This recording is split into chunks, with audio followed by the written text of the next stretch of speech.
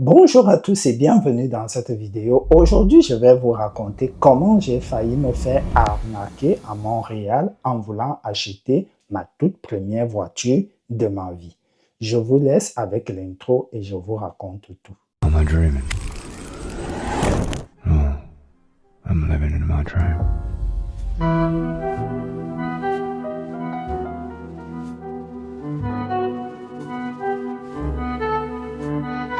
Donc aujourd'hui, je vais vous raconter comment j'ai failli me faire arnaquer en voulant acheter la voiture au Canada pour la première fois. Il faut savoir que ce sera aussi la première voiture que j'ai déjà eue qui m'appartient réellement. J'ai déjà conduit des voitures de location, des voitures d'autopartage en France et j'ai déjà même conduit des voitures vu que j'étais en conduite supervisée. Donc j'ai déjà beaucoup d'expérience de conduite sans toutefois enlever la conduite de l'auto-école. Qu'est-ce qui se passe donc? Je me connecte sur Facebook Market. Il faut savoir qu'ici, il y a plusieurs façons d'acheter une voiture. Vous pouvez acheter une voiture neuve, payée comptant, donc cash. Comme vous pouvez aussi décider d'acheter une voiture par financement, donc c'est une forme de trading.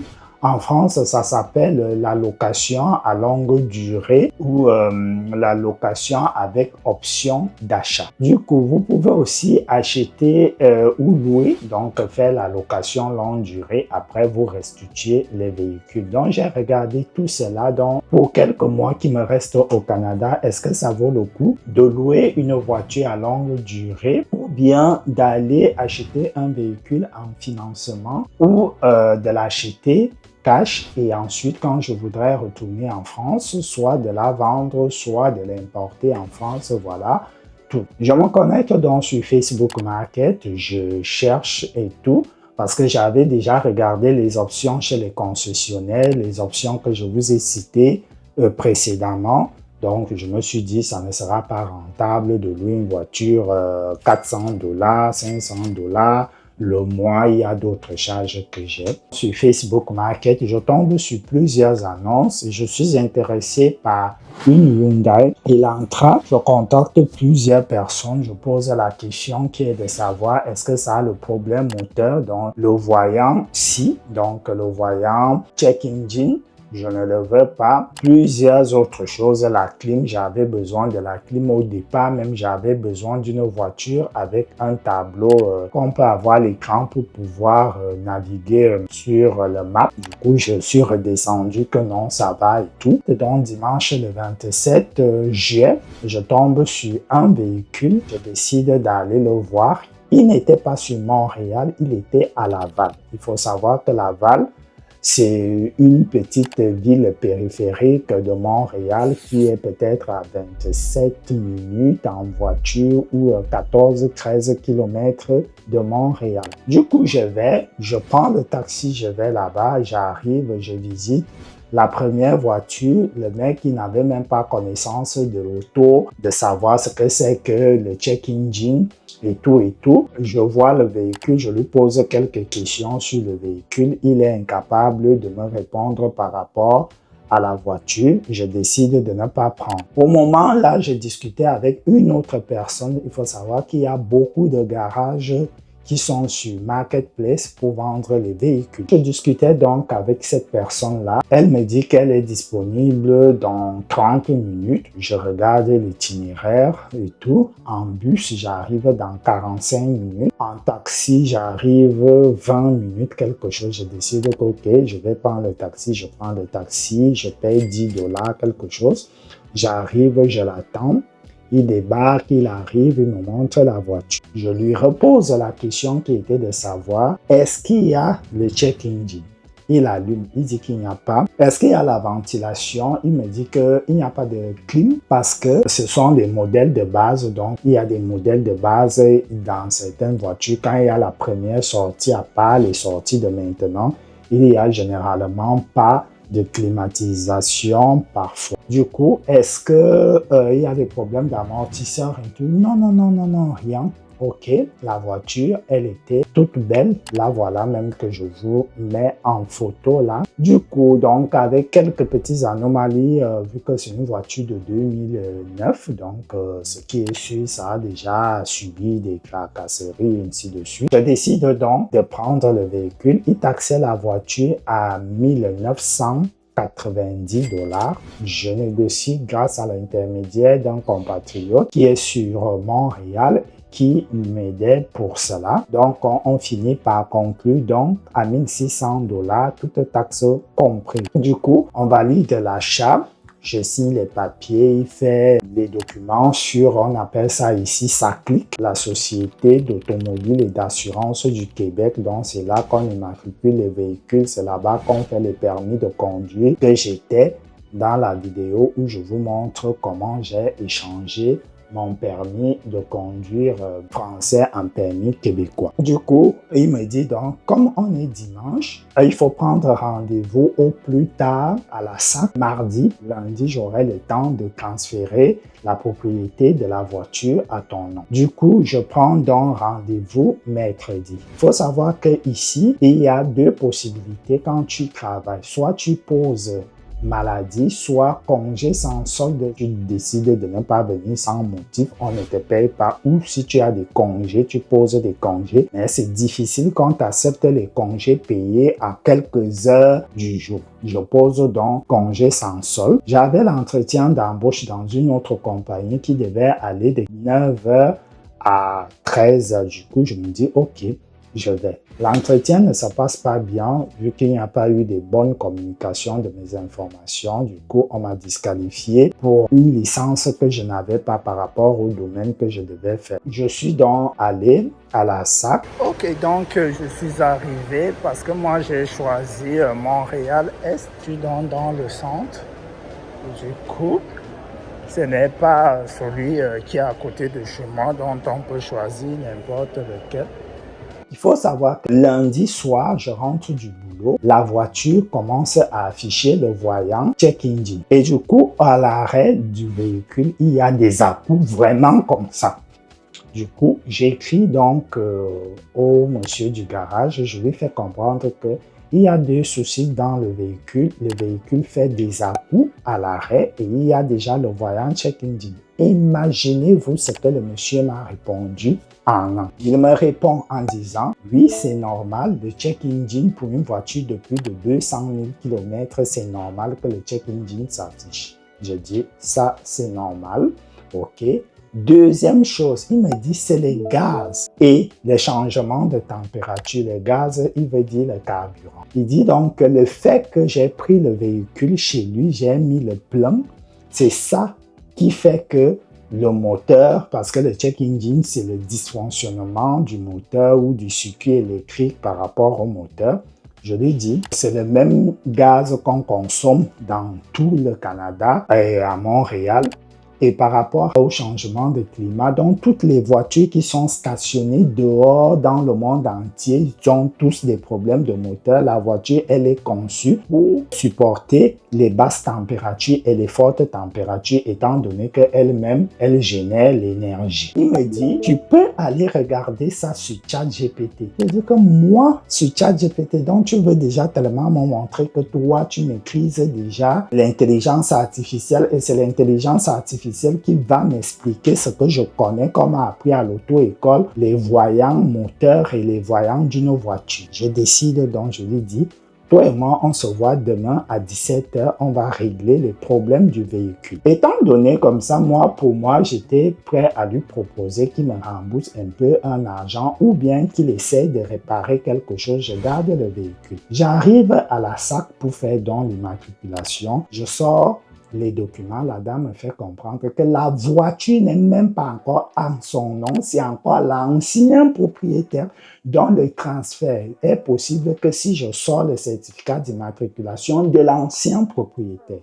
Je lance l'appel, j'appelle le monsieur, il ne répond pas, je l'envoie le message rapidement. Je lui dis, c'est urgent, je suis à la SAC et il y a un problème avec le véhicule, je relance l'appel. Je lui dis, on me dit que le transfert de propriété n'a pas été fait. Pourtant, tu m'as dit de ne pas prendre un rendez-vous avant mardi. Du coup, j'ai posé ma journée pour ça et tout et tout. Il me dit, oui, il n'a pas fait le transfert. Attends, il le fait. Crise des nerfs. Je lui dis, stop, tu ne fais pas le transfert à mon nom. Je ne prends plus la voiture, j'annule la vente. J'arrive à 17h de rembourser ta voiture. Oh, monsieur, non, non, non, on ne fait pas ça. Tu n'as pas besoin d'hausser le ton. Je commence à parler fortement. J'étais énervé parce que la dame de la SAP, elle m'a pris aussi d'une manière, on dirait que j'ai volé la voiture, que ça ne m'appartient. Vous pouvez comprendre la situation de la personne. Du coup, je lui dis, je ne prends pas la voiture. Il s'agit d'un vice caché par rapport à la législation canadienne. Donc, je suis allé lire la loi, dont je vous mets l'article qui détaille le vice de procédure là. Avant ça, je me dirige donc au commissariat de police. J'arrive à la première base, je pense que c'est la police centrale de Montréal.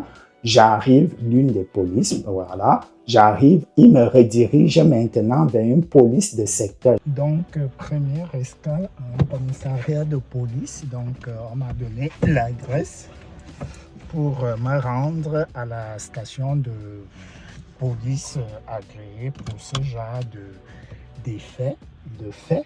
Voilà. Donc, je m'y rends là tout de suite.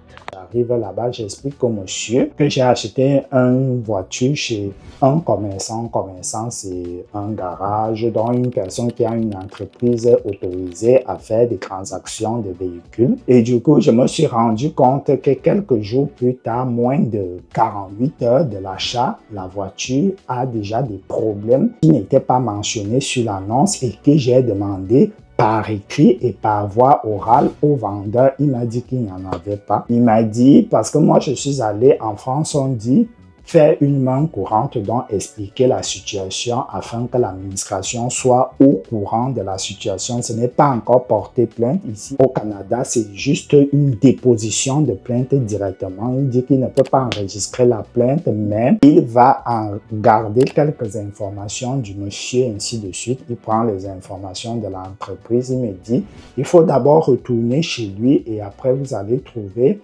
un terrain d'entente. Du coup, 16h, je prends le taxi, je me dirige à Laval. Arrivé là-bas, je commence à discuter avec le monsieur pour qu'on puisse trouver la solution. Il me dit, une voiture de plus de 200 000 km, tu ne peux pas te faire rembourser, c'est comme ça, il n'y a pas de garantie, il n'y a pas patati patata. Il me sort des choses, je suis calme. Quand il finit son baratin, je lui dis, monsieur, stop, écoute-moi attentivement. Tout achat effectué chez un commerçant ou bien chez un concessionnaire, peu importe. Quand l'article est neuf, on a la garantie de normes et conformité de 2 ans, que ce soit en Europe, que ce soit en Amérique. C'est cette garantie-là qui protège l'achat de toutes choses qu'on achète. Tu achètes un téléphone chez Apple, le cordon dérange, tu le renvoies, Apple te renvoie le nouveau. Et du coup, les garanties chez les vendeurs, quand il s'agit déjà des occasions, ça peut diminuer à 1 an, 6 mois, 3 mois, mais ne pas me dire que l'achat n'est pas totalement garanti. Et de là, je ne te parle pas de la garantie, je te parle d'un vice caché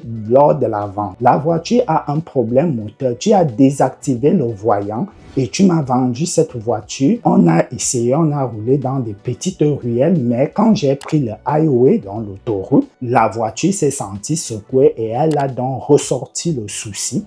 Et du coup, je demande à être remboursé par rapport à tout ce qu'on a eu. Il a commencé à vouloir compliquer. Je lui ai dit, monsieur, il y a 3 choses qui vont se passer là tout à l'heure.